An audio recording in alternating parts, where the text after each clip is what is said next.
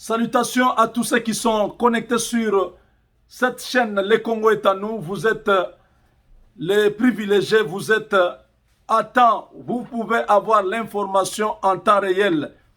Je suis en train de saluer tous les partenariats stratégiques clubs à travers le monde, les PS, surtout ceux qui sont à Luanda.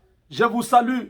Ceux qui sont en Afrique du Sud, vous êtes en Suisse, vous êtes en France, en Belgique, au Canada, aux États-Unis, vous êtes au Congo, Kinshasa, vous êtes en Zambie, à Lubumbashi, c'est vrai, vous êtes en Afrique australe, dans tous les pays du monde, je vous salue, en Chine. Merci beaucoup, merci de continuer à vous réunir, à vous mettre ensemble. Votre plateforme arrive déjà. Vous aurez votre plateforme où vous pouvez vous exprimer, où vous pouvez trouver tout ce que nous sommes en train de faire, les partenariats stratégiques. Regroupez-vous déjà dans des groupes de 20, 30, 50, 100 personnes. Mettez-vous ensemble. Vous êtes à Nituri. Je vous salue. Les partenariats Ituri, les partenariats Beni, les partenariats Goma, Bukavu. Salutations à vous. Merci beaucoup. Ceux qui sont en Binza, Angiringiri, Alimete, merci, merci, merci. Les partenariats stratégiques, c'est faire les choses autrement pour avoir un autre résultat et non pas faire la même chose, attendre un autre résultat. Un nouveau concept, un nouveau système de gouvernance pour amener le Congo dans l'émergence, l'économie du Congo à atteindre la vitesse de croisière, à sortir de la médiocrité. Voilà ce que nous voulons. La lumière a jailli sur un peuple qui était dans les ténèbres. Ceux qui étaient dans les caveaux peuvent voir le soleil. Nous sommes en train de venir. Chers compatriotes, croyez que ce que nous vous disons, c'est vrai. Les autres ont essayé. Ils ont vu les résultats. Nous sommes capables de relever ces défis. Ce n'est pas impossible. Avec toi, si tu crois à ce que je vous dis, si tu crois à ce que je te dis, le Congo ira loin. Nous avons besoin qu'on puisse se clean up, que le toilettage se fasse dans le pays. Et la procédure est engagée. La tempête est en train d'aider le pays à être totalement balayé. On doit mettre la propriété dans le pays. Lorsque la tempête souffle, tous les déchets, toute la saleté est emportée. Nous avons besoin d'un Congo nouveau. La renaissance du Congo. La réinvention de l'homme congolais. Le Congolais était corrompu dans sa conscience, dans son amour propre. Le Congolais respirait la corruption, les antivaleurs, l'immoralité. Vous trouvez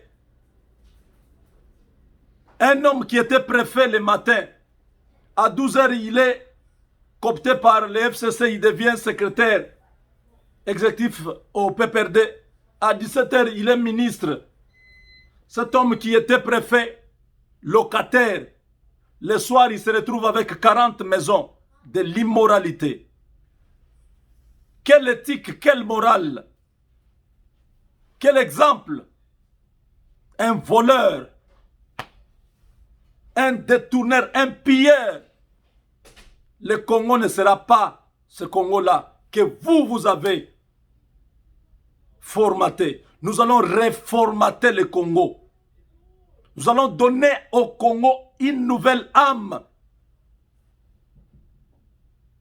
une nouvelle énergie.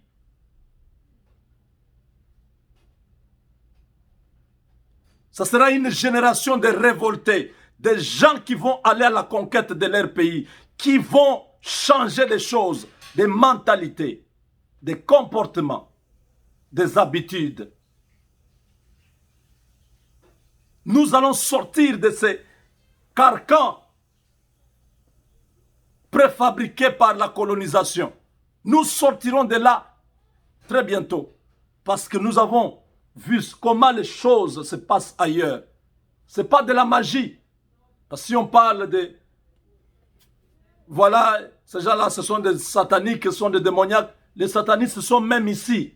Ils sont pires encore ici. Ils sont nombreux ici. Ils font des choses que même nos dirigeants là n'ont jamais fait. Alors leur satanisme est sadique. Le satanisme est seulement médiocre, mesquin, inutile, de la pourriture.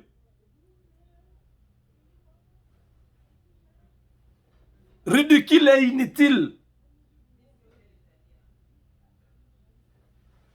J'ai de la nausée en disant que je suis congolais quand j'ai des dirigeants pilleurs comme ça. On vous dit, mais écoutez, votre pays est riche, pourquoi vous êtes ici? Je manque de réponses. Je ne peux pas tout le temps me justifier. Non, on a mal géré. Non, on a pillé le pays. Non, les gens qui sont là-bas sont démoniaques. Non, non. On doit apporter des solutions. On ne doit pas être défaitiste. On ne doit pas accepter la défaite. On doit s'assumer et prendre des décisions qui peuvent être même impopulaires pour changer l'homme. Nous sommes à la croisée des chemins. L'histoire du Congo est en train d'être maintenant de s'exécuter. Devant nous, nous voyons. Ne soyons pas attentistes. N'attendons pas que les autres fassent pour nous. Il n'y a personne. Le pays a besoin de toutes les énergies de tous ces enfants, tous ceux qui sont sortis, qui ont appris un métier, qui ont une valeur ajoutée dans leur vie. Ce n'est pas seulement le diplôme, mais ce que vous savez faire. Un Américain, quand tu cherches l'emploi, il te demande qu'est-ce que tu faisais? Qu'est-ce que tu sais faire? Quelle est ton expérience? Ce n'est pas basé sur le diplôme. C'est basé sur ce que tu sais faire. Le diplôme vient couronner ce que tu sais faire. On peut ajouter à ce que tu sais faire ton diplôme et non pas le contraire. Parce que si tu ne sais rien faire, le diplôme là ne veut rien dire. C'est-à-dire tu as gardé la théorie, tu n'as pas la pratique. Nous avons besoin d'amener des industries au Congo. Des grandes industries. Des grandes compagnies multinationales. Mais combien sont prêts à pouvoir aider ces entreprises à s'installer chez nous? Nous risquons de nous retrouver que la main-d'œuvre viendra encore des États-Unis. Pourquoi? Parce que nous ne sommes pas préparés. Le pays a été détruit. Le système éducatif a été totalement inadapté. On a formé beaucoup de gens qui ne pouvaient pas être utilisés demain, dès qu'ils terminent les études. Il y a une croissance démographique exponentielle dans notre pays. Mobutu a laissé à peu près 46 millions d'habitants. Aujourd'hui, nous avoisinons 100 millions après 17 ans. Après combien 23 ans. Après 2 décennies, nous avons doublé la population. Et ça, aucune mesure n'a été prise par le leadership politique. Dieu merci, le président de la République a fait allusion à cela quand il parle de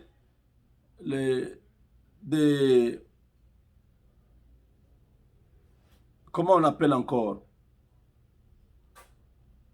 de l'insuffisance ou bien le terme était là, bon, ça viendra. Hein? Il y a un problème de l'eau et l'électricité. Quel est le terme là? Déficit. Oh, mon Dieu. C'est les Français. Si le terme n'est pas à sa place, la phrase prend une autre connotation. Connotation, c'est-à-dire compréhension ou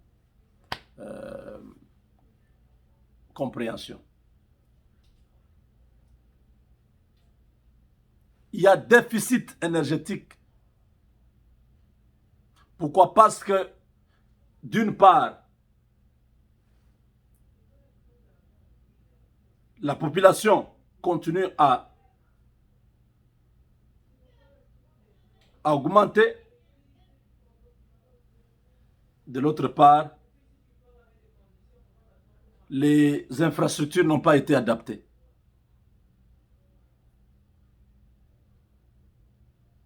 Kinshasa, une ville qui pouvait abriter 2 millions d'habitants à l'indépendance, aujourd'hui Kinshasa avoisine les 15 millions d'habitants. Les routes n'ont pas été élargies.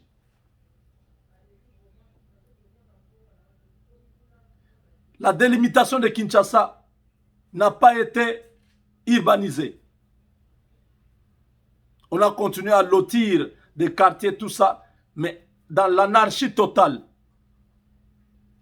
Vous avez un quartier de 200 000 personnes, mais vous avez une route où 2 véhicules peinent à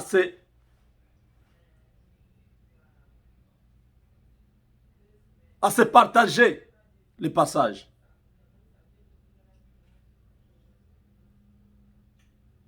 J'habite une cité de 400 000 habitants, ma cité.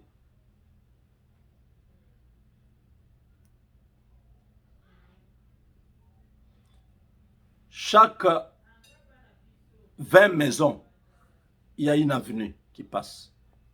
Il y a des avenues principales, il y a des avenues de cloisonnement. Tout est prévu, asphalté. Dans les deux sens, vous passez dans les avenues de cloisonnement. Dans les grandes avenues, vous avez 3-4 bandes de 2 côtés. Ça, c'est dans ma cité. Je ne dis pas les routes inter-États. Je ne dis pas les routes intercités qui, eux, peuvent avoir jusqu'à 4-5 bandes dans les 2 côtés qu'on appelle autoroutes. Déjà dans ma cité, vous avez 3 bandes aller, 3 bandes retour. L'électricité là, tous les jours vous voyez, n'est-ce pas? C'est des compagnies privées qui nous fournissent ça. Et c'est régulier. C'est géré correctement. Vous payez votre facture, vous avez l'électricité, il n'y a aucun problème. Tous les services de maintenance, dès que le courant se coupe dans la minute, vous recevez un message et vous voyez dehors un véhicule passer avec des techniciens pour arranger ça. Nous avons besoin que les choses changent chez nous. Les partenariats stratégiques vous amènent un paquet de choses qui peuvent aider ce que le président a comme vision. Nous serons un support. Parce que dans la vision là, il y a des choses qu'on doit faire. Mais si on les fait de la même manière depuis l'indépendance, le résultat sera le même. Je crois que je suis clair. Mais si on change la manière de faire ça, c'est la même vision du chef qui veut voir le peuple d'abord, qui veut voir le peuple bien, qui veut voir une justice, un état de droit, une justice pour tous, qui veut voir une économie où le peuple gagne et les investisseurs gagnent, qui veut voir la stabilité sur le plan sécuritaire, une armée forte, compétitive, équipée et formée. Donc, bref, le système financier qui est ouvert, je vous dis, si nous faisons la même chose, que le président a comme vision parce qu'il attend nommer un nouveau gouvernement. Ce gouvernement-là, quelles que soient les personnes qui seront là-bas, je sais qu'il y aura, ça sera bien étoffé, il y aura des gens de grande qualité, des intellectuels de haute facture. Mais si ces gens-là viendront travailler sur le modèle congolais, nous sommes à 85% sûrs que le résultat sera négatif. Le problème, ce n'est pas les hommes. Le problème, c'est le système. Comment le système de travail est organisé. Comment les choses se font. On prend maintenant un animateur, on met là-bas. Il suit ce qui a été tracé. On dit, tu arrives à 6 heures, tu présentes ta carte sur un rayon magnétique. Le rayon magnétique lit ta carte. On reconnaît dans l'ordinateur que tu es là. La porte s'ouvre, tu entres. Tu arrives, tu es devant ton ordinateur, tu dois ouvrir ton ordinateur. Tu mets ton petit nom et ton mot de passe. Ça s'ouvre. Tu entres dans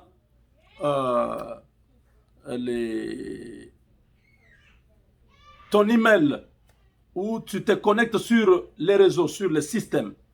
Tu regardes dans la liste des tâches journalières. Qu'est-ce que je dois faire? Tout a été déjà prévu, on t'avait déjà envoyé. Tu sais que ça c'est attendu à telle heure, ça c'est attendu à telle heure, ça c'est attendu à telle heure. Si tu n'as pas fait ça, tu auras des problèmes à ton travail. C'est ce que nous faisons. Quand je prends 2 heures avec vous ici, je sais qu'après ça, je vais me tourner sur ma machine là-bas pour faire ce que je dois faire. Je n'ai pas besoin d'aller au travail à mon bureau. Je n'ai pas besoin de faire des gymnastiques. Je suis là, je sais. Ce qui est difficile, j'appelle. Je dis, je n'ai pas compris cette partie-là. Quelqu'un, un technicien pourra dire, ok, ça va, regardez, connectez ça, switch, faites ceci, prends tel module, ajoutez là-bas.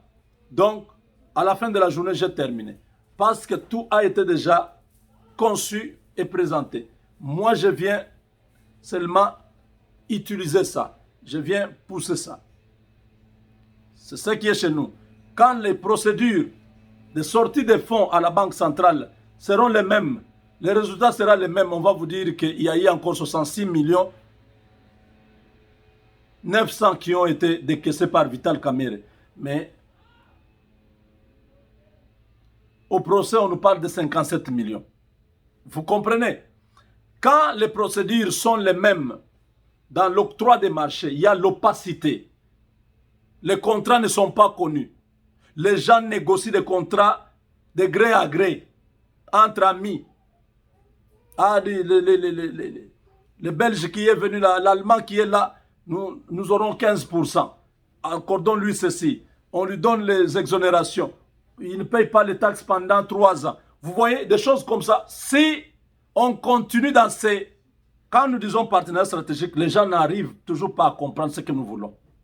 Si nous continuons ce que nous faisons chez nous, c'est bon.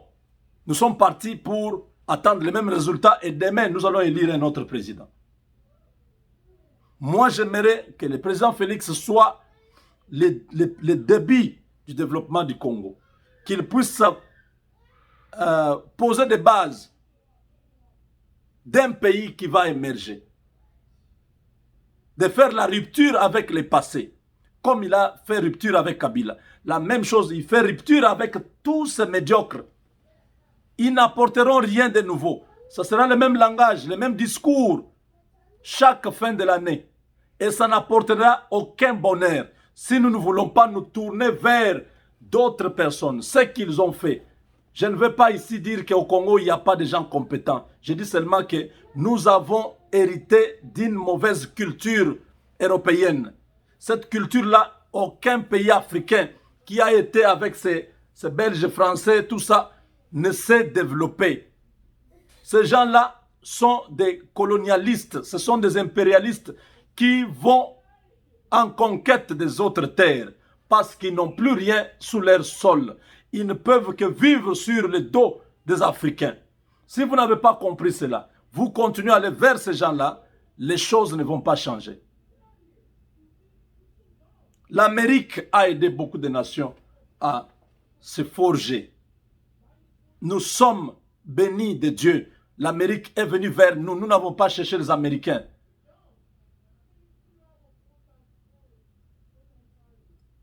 Kabila, certes, c'est un méchant, mais c'était un mal nécessaire.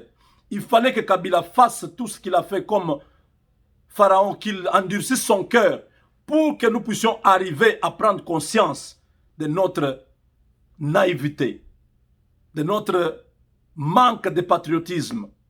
J'aimerais que cette vidéo soit partagée au maximum. Que chacun de nous porte le fardeau du pays. Ce n'est pas une personne qui pourra arranger le Congo. Félix Tshisekedi n'est que le conducteur. Mais il a besoin de l'aide. C'est comme dans un véhicule. Il y a aide chauffeur. Il y a ceci. Tout ce qui amène les calés là pour mettre là-bas quand le véhicule commence à reculer. Oui, il a besoin de tous ces gens-là pour que lui puisse maintenir l'équilibre du véhicule. Il ne peut pas faire tout seul. Il va laisser les débardeurs là, mettre la marchandise, charger les véhicules. Lui est là, il attend, il va jouer son rôle de conducteur. Nous devons amener. On dit, oh chauffeur, hein, comme on disait chez nous, Poro, Toleka. C'est-à-dire, nous sommes prêts, on peut partir.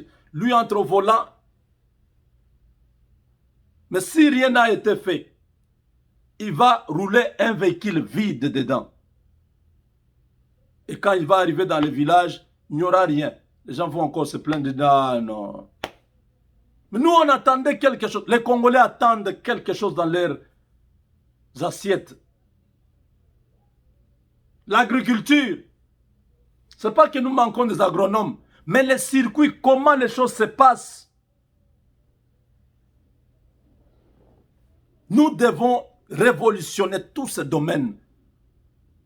Il y a des grands industriels, des grands agriculteurs ici, des grands fermiers qui peuvent nous montrer des petites méthodes. Avec 20 000 $, tu peux avoir une machine que tu installes dans ta ferme de 10 hectares où il y a seulement les fruits. Tu as seulement mis la mangue, l'orange, le citron, les pamplemousses,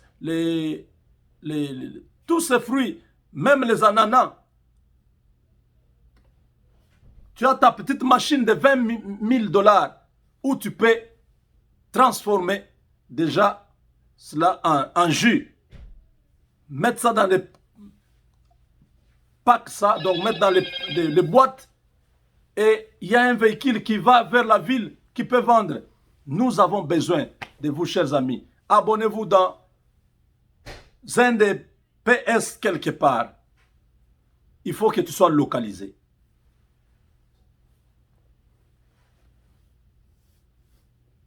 Le gouverneur Kiaboula et le gouverneur Mouyej sont en route pour Kinshasa. Ils seront arrêtés dès leur arrivée à Kinshasa. Avec Dieu, nous vaincrons.